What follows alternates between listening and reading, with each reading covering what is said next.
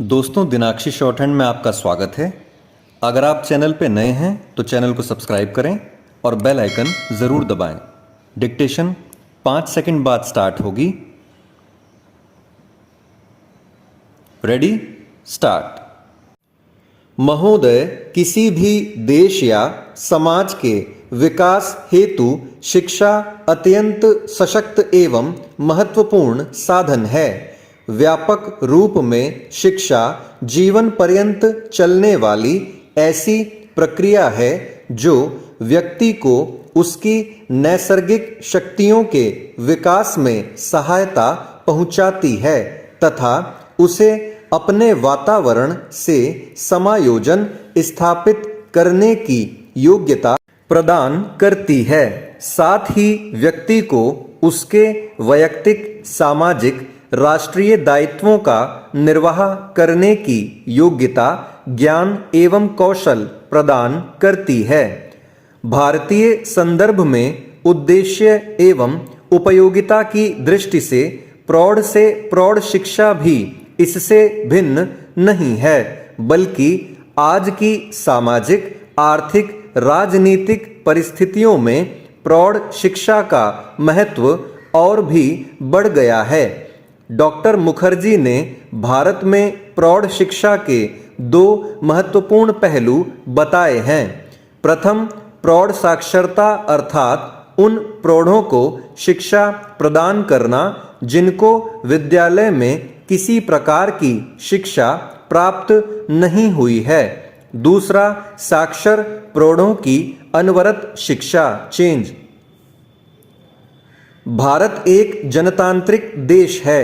जनतंत्र की सफलता के प्रमुख आधार हैं उसके नागरिकों की साक्षरता, उनका प्रगतिशील दृष्टिकोण तथा उनमें नागरिकता की समान भावना का विकास।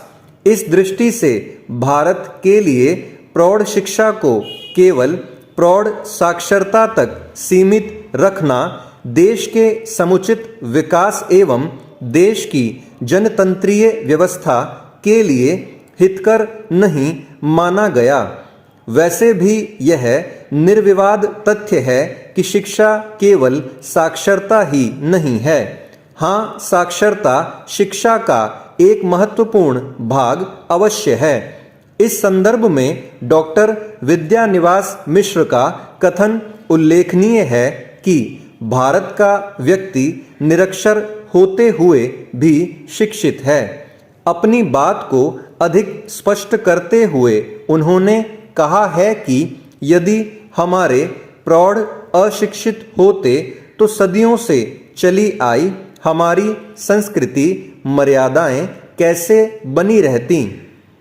डॉक्टर मिश्र के शब्दों में प्रौढ़ शिक्षा का तात्पर्य है निरक्षर, अर्धसाक्षर या विस्मृताक्षर प्रौढ़ों को पुनः साक्षरता का संस्कार देना, साथ ही जीवन क्षेत्र में आवश्यक जानकारी को विशेष बल देना। एक समृद्ध मौखिक परंपरा में हमारा प्रौढ़ शिक्षित है और उसे यदि साक्षर बनाने की योजना बनानी है तो उसके मौखिक परंपरा से प्राप्त अनुभवों को ध्यान में रखना होगा, चेंज। एक तथ्य तय है कि देश की प्रगति के लिए निरक्षर व्यक्तियों को साक्षर बनाने के अतिरिक्त उनका नैतिक, बौद्धिक, सामाजिक एवं सांस्कृतिक उत्थान भी आवश्यक है। इसी दृष्टि से प्रौढ़ शिक्षा को व्यापक अर्थों में लेते हुए 1948 में श्री मोहनलाल सक्सेना की अध्यक्षता में नियुक्त समिति के परामर्शों को स्वीकार करके सरकार ने प्रौढ़ शिक्षा को समाज शिक्षा की संज्ञा से अभिहित किया। जनवरी 1949 में केंद्रीय शिक्षा सलाहकार बोर्ड के इलाहाबाद में संपन्न 15वें अधिवेशन में भारत के तत्कालीन शिक्षा मंत्री ने प्रौढ़ शिक्षा की नवीन धारणा का संदेश देते हुए कहा, प्रौढ़ शिक्षा को केवल व्यक्तियों को साक्षर बनाने तक ही सीमित नहीं रखा जाना चाहिए।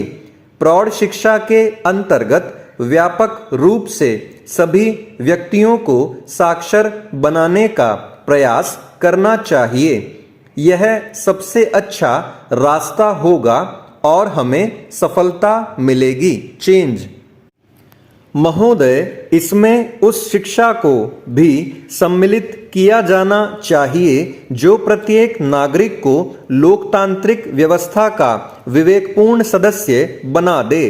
इसी समय से प्रौढ़ शिक्षा की अवधारणा में परिवर्तन हुआ और उसे समाज शिक्षा के नाम से पुकारा गया।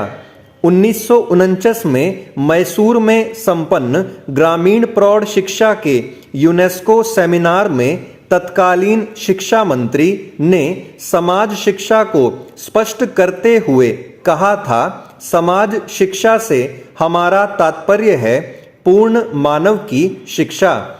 यह उसको साक्षरता प्रदान करेगी जिससे कि विश्व का ज्ञान उसे उपलब्ध हो सके। यह उसको बताएगी कि वह अपने आप का वातावरण से अनुकूलन किस प्रकार करे एवं जिन प्राकृतिक दशाओं में वह निवास करता है उसका सर्वोत्तम प्रयोग किस प्रकार करे। इसका अभिप्राय उसे उत्तम कला कौशलों तथा उत्पादन की विधियों की शिक्षा देना है जिससे कि वह अधिक उत्तम आर्थिक स्थिति को प्राप्त कर सके। इसका उद्देश्य उसे व्यक्ति तथा समाज दोनों के लिए स्वास्थ्य विज्ञान के प्राथमिक सिद्धांतों की शिक्षा देना भी है जिससे हमारा गृहस्थ जीवन स्वस्थ तथा समृद्ध हो सके। इस शिक्षा को उसे नागरिकता का पाठ पढ़ाना चाहिए जिससे कि उसे संसार की बातों का ज्ञान प्राप्त हो जाए और वह अपनी सरकार को उन निर्णयों के निर्माण में सहायता दे सके जो शांति तथा प्रगति में योगदान करें। प्रोफेसर कबीर ने समाज शिक्षा की परिभाषा देते हुए लिखा है कि समाज शिक्षा को अध्ययन के एक प्रकार के पाठ्यक्रम के रूप में परिभाषित किया जा सकता है जिसका उद्देश्य व्यक्तियों में नागरिकता की चेतना का उदय और उनमें सामाजिक समेक्य की उन्नति करना है। चेंज स्वाभाविक उपलक्ष्य के रूप में समाज शिक्षा व्यक्ति के व्यक्तिगत एवं समाज के सदस्य के रूप में नागरिकता के अधिकारों तथा कर्तव्यों की तीव्र भावना का समावेश करने का प्रयत्न करती है। अब आइए जरा गौर करें कि वर्तमान भारतीय परिवेश में प्रौढ़ शिक्षा या समाज शिक्षा प्रयास कितना सार्थक हुआ है। आज से 23 साल पूर्व सन 1978 में साहित्य परिचय प्रौढ़ शिक्षा विशेषांक के अपने एक लेख में डॉक्टर चौबे ने प्रारंभ में ही लिखा है, जब कोई समाज जातिवाद, वर्गवाद, क्षेत्रवाद, गरीबी, बेरोजगारी, बीमारी तथा असमानता से ग्रस्त रहता है तो उसका विकास अवरुद्ध हो जाता है। ऐसी यही ग्रस्तता आज हमारे समाज में हमारे क्रियाकलापों के विभिन्न अंगों में परिलक्षित हो रही है। जब तक हम इस ग्रस्तता से मुक्त न होंगे तब तक हमारा विकास संभव नहीं होगा। इस ग्रस्तता से दूर होने के लिए हमें अनेक उपाय करने होंगे। इन उपायों में शिक्षा का स्थान बहुत ऊंचा है। हमारे देश की अधिकांश जनता अभी भी साक्षर नहीं हो पाई है। जब तक हम इस प्रयास में सफल नहीं होते तब तक हमारी जनतंत्रीय व्यवस्था खोखली रहेगी।